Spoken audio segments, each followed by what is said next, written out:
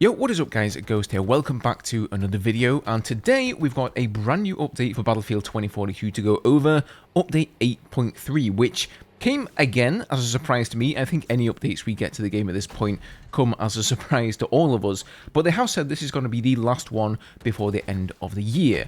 Now there are some interesting things in here. There are some pretty big nerfs to Dozer, but also a lot of the changes to me feel like DICE are using Battlefield 2042 as a testbed for the next Battlefield game, and I think you guys are going to like a lot of these changes there as well. So it's not the biggest patch in the world, but we're going to get into it here in a second. As always though guys, if you do enjoy the content on the channel, make sure that you are subscribed. Plenty more to come on Battlefield in the future, and of course after the new year, it's going to be the actual year that Battlefield 2025, or whatever that game happens to be called, releases.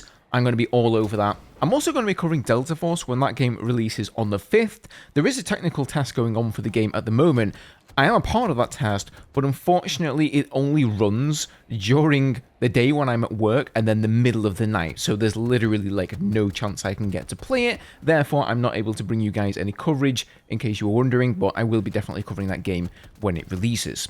Okay, so let's just jump straight into the patch notes here. They say, hello there, we are back with another small update coming to Battlefield 2042, which will be the last scheduled patch this year. It will also feature the return of the Holiday Protocol, which comes with brand new rewards and a chance to grab last year's loot in case you missed it. So I believe there are some like sort of Christmas themed rewards there. So let's just jump straight in here, starting with the vehicle section. And just to be clear, whilst I won't be reading out every single change because a lot of them are just fixes to bugs, I will be linking them down below, so feel free to go and look through everything that your heart desires. But first up here, vehicle EMP-fired grenades no longer get stopped by AMPS, I think it's supposed to be APS, to make them consistent with the behavior of hand-thrown EMP grenades. So essentially what this means is that, let's say you're the gunner in the stealth helicopter, you throw an EMP grenade down on like a railgun tank, this is now actually going to affect it and stop it in its tracks, even if it has APS up. At least, I think AMPS is probably what they call like the vehicle version of APS, the active protection system. So that's definitely a good change. I mean, if the thrown EMP grenades went through APS, then it makes sense that the vehicle ones should as well, just for the sake of consistency. They've aligned collision on the Pond Hawk to minimize players hovering on top of it. So I think what was happening here is people could climb on top of the Pond Hawks, like you can with a good many other vehicles in Battlefield 2042, and then the driver could hover up with that person on top. They could have RPGs, they could have M5 launchers, and they could just be raining hell on helicopters, tanks, and whatever else they desire. They've also added a reactive hint to the HUD when in a falling air vehicle without a pilot to alert and encourage players to take control of the driver's seat before you crash, you know.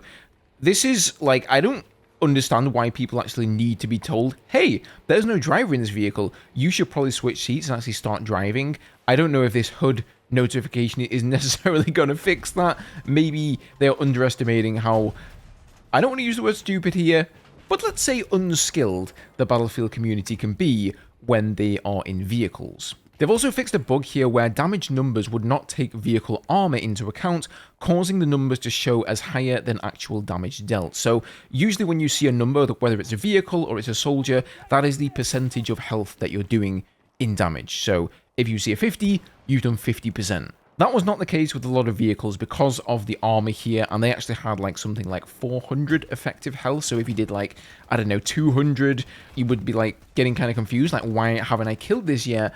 And that was why it was taking the armor into account. So now I believe it should display the actual percentage to you. Okay, next up here, we've got some pretty big changes coming to armor-piercing ammo. And this is what they've got to say about it. Over the years with Battlefield 2042, we have consistently seen players raise concerns about Dozer's efficiency regarding their offensive capabilities across most of our maps. This update introduces a slight change to armor piercing, which now allows for those rounds to pass through Dozer's ballistic shield with reduced damage. The team continues to look at balancing around Dozer, and we will further assess your feedback once this update has rolled out. However, the Penguins now hope that Dozer won't be as scary the next time you run through the corridors on exposure. Below you will find the changes to armor-piercing ammo in connection to Dozer's ballistic shield. The damage it shows is a percentage. For example, with assault rifles, 10% bullet damage will pass through his shield if you're using armor-piercing ammo. So for sniper rifles, 45% damage per bullet against penetration versus the shield. Sniper rifle anti-material gets 80%. The railgun single shot has 25%. Full auto and burst has 10%. ARs get 10%. DMRs get 25, and then revolvers get 25 as well. And then also, AP grenade launchers now will deal damage to Dozer if fired at the shield. So no longer can he stop pretty much every projectile. Like if you fire an RPG straight at Dozer's shield, he'll go into a little animation where he momentarily takes his shield away from his body, giving you a chance to shoot him.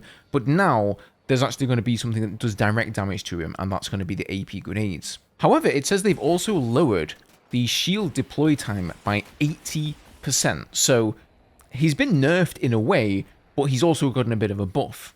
And then all AP ammo from all primary weapons can now penetrate the shield and deal lower damage to Dozer. So this is a good change, I think. The thing is, how many people actually run around with AP ammo? I know I will never ever equip this. Maybe there's a super niche scenario where like there's a helicopter flying overhead, he's on like 5 HP, maybe I have the opportunity to slam on the AP rounds and take them out, but I think a lot of people don't even ever have the AP rounds on the plus menu, let alone bother to swap to them. But who knows, maybe this is going to be something people will do. I mean, most of the time Dozer comes around the corner though, especially on maps like, you know, on exposure and whatnot, they just kind of come around and smack you in the face with a shield. You're not going to be ready and prepared with your AP rounds unless you just happen to be running them all the time. So let me know down below, are you somebody who runs AP rounds and regularly makes use of them? Okay, next up we have a pretty interesting change coming to Portal. So there's a number of things that regularly get added into Portal just to expand on what's possible there, but they've added a mutator to Portal for admins to allow players on their server to swap teams via the escape and the pause menu. So this is only accessible when the player isn't spawned in. There is no restriction on how often you can swap or to which team for now, as this is a feature for admins to allow more freedom on their servers. With great power comes great responsibility. So this is something that has famously disappeared over the past few iterations of Battlefield. And a lot of players want this back again, being able to switch teams so you can play with your friends, balance things out again. And the fact they're now deciding to add this into Portal, I think is a way that they can sort of test this out for the next Battlefield game. They don't want to go ahead and add this to like the main all-out warfare servers, which I guess is understandable, but hopefully this makes it into the next game. I really, really hope we get server browsers and like player-governed servers again, because that was just a much better experience than the matchmaking one that we have today. Next up, some changes to progression here. So objective airdrop. If a passenger leaves an air vehicle and goes into a contested objective within a certain amount of time after leaving the vehicle, the pilot gets an objective airdrop XP event, and this event also gives points on the scoreboard. Vehicles boosted. If you enter a vehicle that was previously owned by the enemy, you get an XP event. So this is actually rewarding you for stealing vehicles, which is very interesting to see from DICE, because I think this has always been behavior that they wanted to curb or do away with. Obviously, if you steal, let's say, for example, the enemy Nightbird, that means that while their Nightbird is alive, but now in your team's hands, they are not going to spawn a Nightbird. Or if it's the attack helicopter, something that is incredibly powerful and there's only one of them per team, if you lose that for your team and give it to the enemy and now they've got 2 attack helis or 2 Nightbirds or whatever, that is going to be big trouble. And I think that's something that, or I thought it's something that DICE didn't want to see in the game, but apparently giving people an XP as a reward means that they're absolutely fine with this. I've always thought it's an interesting part of the game. You know, being able to steal a vehicle like a jet floating through the air. This was a notorious thing to happen in Battlefield 4, for example. You could eject out of your jet and then just parachute down and perfectly land on the enemy jet, stealing their jet, and then hopefully somebody else from your team could pick up your jet, and then you got 2 attack jets instead of just the 1. So kind of an interesting change there, and it's going to be interesting to see if that also makes it into the next Battlefield game. You know, all of these small little XP events that they've been adding for various behaviors in the game, I can only assume they're looking to carry all of these over. And that is about going to do it for these patch notes, guys. Like I said, if you want to read absolutely everything in there, I will be linking them down below, but most of the stuff I didn't mention are just like fixes to various bugs and stuff, most of which I've never even noticed myself, and you haven't probably either. But yeah, nice to see DICE still supporting the game, even though support has sort of officially been cancelled for it.